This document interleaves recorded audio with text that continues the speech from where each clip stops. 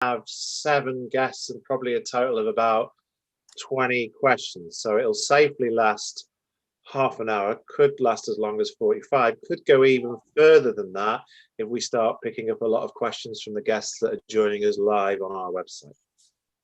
All right, so you're good. Will you get, you got 7 guests, but when you say live on your website, will you have other questions from, because 7 guests doesn't seem like a lot. Is that average? Is that? Well, that's how we've done it with the 2 previous broadcasts. So with the guests on the Zoom, which includes me, Nat, our other friends from book club. Yeah, Lee, I'm happy if it's just you and me. I'm not complaining. I still can waffle on for an hour. It was just you and me having a chat. Exactly. So the questions come from those 7 guests. Yes. Oh, right. But we broadcast live on the website, which is where we're having all the traffic. And when you and so our live audience tomorrow is on our website. Oh, by what time are we broadcasting, Daz? Waffle on for an hour. It was just you. We've got 5 minutes. Okay. Yeah, so when people come to our website, there's a lovely little form, and it's all sort of designed to encourage people to type in their name and their question, and then through some technical jiggery-pokery, James gets all that. I have on a computer here, I've got Slack up, and James starts feeding me the questions from the live audience, and I kind of weave them in with the questions from our book club members who are also live on the Zoom. That was my question, really, was that you got 7 book club guests, but there will be other questions from the live feed. Yes, so the majority of the people will be just following the live feed, right? Is that correct? Yeah, absolutely, yeah. Okay, yeah. Yeah, and then quite a decent percentage of them tend to ask their questions, and then I look at all those questions coming in live, Mark, and I just try and feed the most appropriate ones based on where the chit chat has taken us. Oh, okay. Makes sense, yeah. All right, Daz. So I've thrown the host to you. I am recording.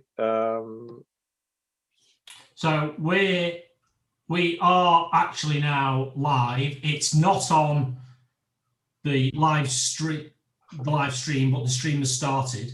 Mm-hmm. So we're now on a 4.5 minute countdown, and Nat's got control. Okay, great. So we're doing this, Mark, as if it were live. Yeah. And we've chosen, is it 10 to 6 as our live date. So we've got a few minutes to kill, chat amongst ourselves. Darren will let us know when we need to start concentrating. So you're right, Mark. How was your day? Well, because I've just done a talk, I'm worn. Generally, I have to have a little lie down after one. And my cheeks are not normally that red. They get redder and redder and redder during a talk. And want to tell us, how long was it? It was only meant to be about an hour and a half, probably. An hour and a half, right? Okay. Yeah, I'll run over half an hour. Yeah, but they were nice. I only saw 1 or 2 of them yawning. They were laughing. Were you looking at all the little windows? Yeah, to do the slideshow and look at all the little windows as well. I did have a little look every now and then. There did seem to be a few laughs. There were 3 or 4 people that were having a lot. Yeah, they were enjoying it quite a lot. There was 1 or 2 yawning, but well, it's their bedtime. They're young people, aren't they? Yeah. Probably ready for their afternoon naps. Yeah, it was good. So in this rehearsal, Mark, you'll hear my intro. I will ask you questions as I will tomorrow, but there's no need to give me. You just say whatever you want. This is just a rehearsal. And then actually, one thing we haven't mentioned is that at the midway point, we'd like you to do a reading from the book. So you might want to think now. You did mention that. I'm I not did. very good at reading. Well, there you go. Well, there's a good time to practice. I'm better at telling stories. Have you picked a bit that you want to read, Mark? No, but I can't. No, I'm not gonna read it word for word, but I can tell a story that's in the book. Great. That's perfect. Oh no, you know, I'll have a little practice reading a bit. Yeah, exactly. It's reading. That's why there's so many pictures in my book. Reading ain't my strong point, really. That chapter probably you can tell Yeah. without reading. Yeah, I might read the shortest chapter. 2 minutes. Yeah, Because I'll have a go. the reading only really needs to be about, you know, a minute long, 2 minutes tops. Yeah, I might change. No one will know if I'm changing the words. You do what you want. Yeah. You do what you want. Look, do you know what? I'll have a go even if I'm crap. It really doesn't matter. It's not like I've got a reputation to protect. No, and you're amongst friends. Say that again. You're amongst friends. Oh yeah, of course. And as I said to the students early on, you know, because I try and it's funny how I do a lot of talks to students, and you think young people, they're on their phones all the time. Social media, you'd get more tweets from youngsters than you would from Right, sorry. older, but you don't. We've got a minute to go, so Nat's about to mute us all, and then I'll give you a 30-second countdown, and then a 10 from 5 to 0, and then we'll start. So if you mute us, Okay, great. get some focus. All right, I'm muting everyone. I'm not muting Mark though. Never mute Mark. Okay, all right.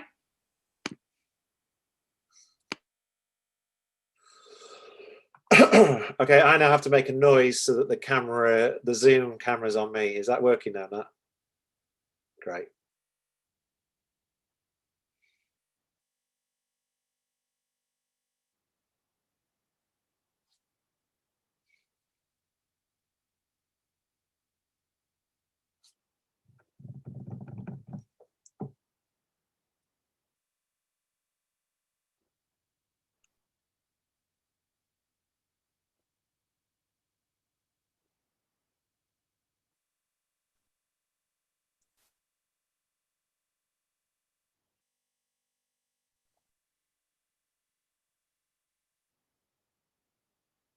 Hello and welcome to Book Club.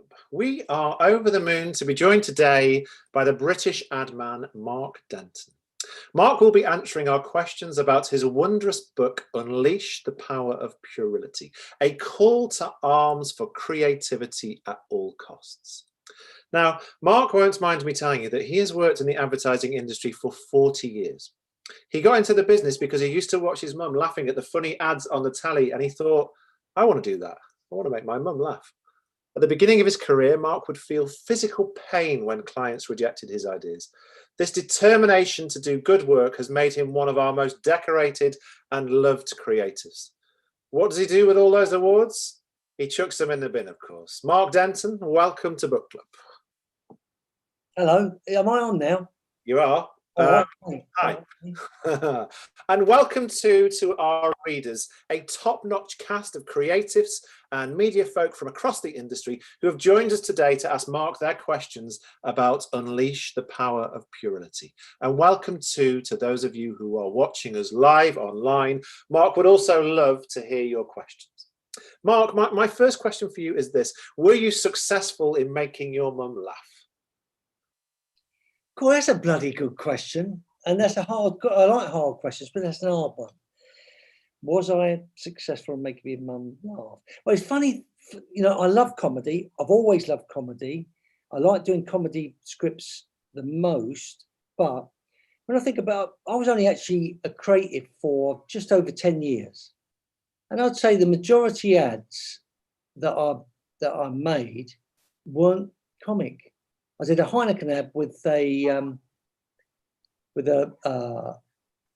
old English sheepdog who ended up painting the wall. I'd like to think that was quite funny. It went down quite well. But of course, I was at work. I wasn't standing there next to my mum when she saw it for the first time.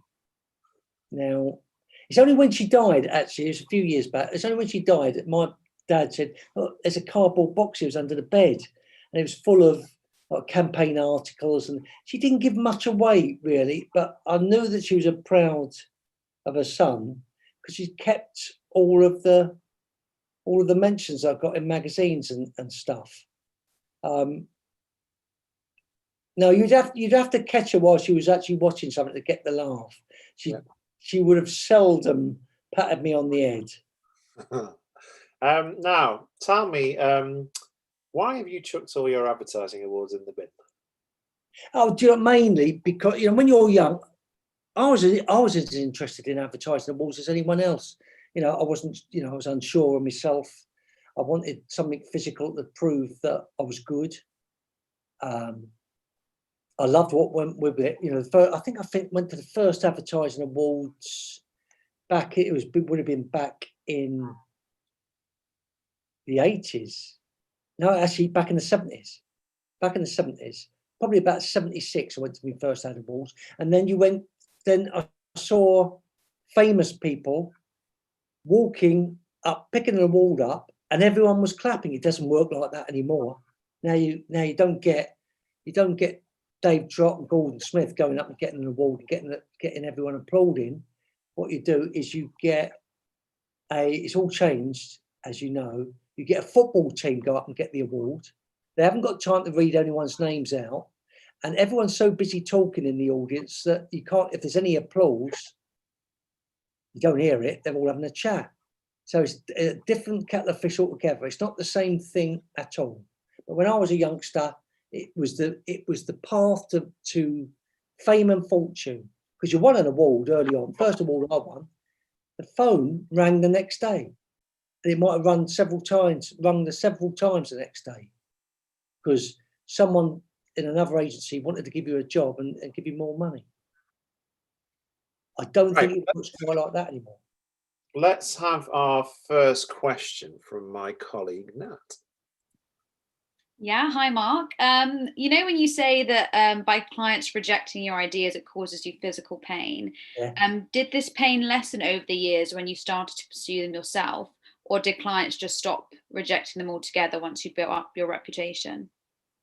No, again, there's another fantasy about winning awards. You think, oh, I'm going to win lots of awards and get as famous as I can within our little industry, and then people start listening to me. It doesn't work like that. It doesn't work like that at all. It doesn't matter, and you can never. I mean, I tried it the other day. And by the other day, I mean last year sometime. I was in a pre-bod, and it wasn't going well, and I said, "Look, I bet this is a mistake, me saying this, but you know, you do know I've been doing this 40 odd years. I do know what I'm doing." And the client said, "You're right, it don't make any difference at all." You've got to be a little bit cleverer than that, and people don't listen to you when it doesn't matter how many awards you've got, and it doesn't get any easier. In fact, it gets a lot worse, because you know, clients used to go to agencies for their creativity in the end, in the old days, and now, forgive me, I'm a little bit tired after my last talk, so I'll make sure that I've got a bit of sleep before the proper talk, before the proper book club. But now, I think clients go to a lot of agencies to get timesheets filled in. Yeah, it's changed, hasn't it? Yeah, you know, creativity is a harder thing to sell now than it used to be. So pain, no, that don't go away. But, you know, my cure for the pain is generally make stuff anyway, whether people want it or not. And some clients, oh, you don't want that bit, you don't want that funny bit in the script. I don't tell them, I just shoot it anyway. And then sometimes you put it in the edit and they like it. And they say, "Oh, I didn't know it was going to be that good." And you end up with it in the ad. Now, Mark, you're going to give us a reading from your book. Oh yeah, okay. Look, I'm going to practice before I do this for real. No one's ever going to see this. All right, okay. I might have to swing a light round. Right, I haven't selected anywhere, but here we go. Right, this is a good one. This I could open this book anywhere, and I could say this is a good one. It's all good. He said modestly. Right, okay. This is like most chapters. There are words in it. There's quite a lot of words in it. Like most, there's more pictures than you'd imagine for a book with words in it. So this one happens to have a picture. I don't know if anyone's going to be able to see this. Happens to be a little poster that I did with words on it. 95% of insects are shit. Packed with words of wisdom like that. 95% of insects are shit. It's true. Might take longer than this quick little reading to actually explain that concept, but it's true. 95, it's the truth. 95% of everything is shit. Telly, adverts, telly, insects. Yeah. You asked that David Attenborough. This is not me reading. You asked David Attenborough. For every praying mantis, there's several million dung beetles. It's a fact. Anyway, right. This is me reading from the book. I naturally went to put on a posh voice. Then, where did that come from? It was like my telephone voice. I'm not going to do a posh voice. It won't work. But advertising about raising awareness, and the simplest way to raise awareness is to raise your voice, make yourself heard, get yourself seen. What's the point of doing anything good if no one knows about it? Yet, one thing that's always baffled me is how come ad agencies are so good at advertising other people's products, but they're so bloody bad at promoting themselves? I bunged the bloody in there. It's not written. There's not that many swear words in here. They're so bad at promoting themselves. Whenever I do anything that I think's worth shouting about, I make sure that shouting is exactly what I do. Obviously, I splash it all over social media, but I also create some good old-fashioned print work in the style of a news vendor's headline. On one side, I plaster a grabby headline, and on the other side, an equally grabby picture. And if you feel like giving the poster a bit of heft, if I feel like giving the poster a bit of extra heft, I'll wrap it round a custom-made coir rubber brick. It's true, I do. With or without the brick, the posters always go down well. So well, in fact, that a lot of people put them up on their walls, where they get seen by even more people. Now, I'm gonna find a better passage than that. That's a lovely passage. That'll be fine. I'll find a better passage than that, and I will learn it so I can say it without reading it. How about that? That's dedication to entertainment. That's exactly right. Mark Danton, thank you so much for being our guest on Book Club this month and for talking about Unleash the Power of Plurality. And thanks, of course, to all the readers who took part today. If you'd like to join us on one of these recordings, please do get in touch via our website.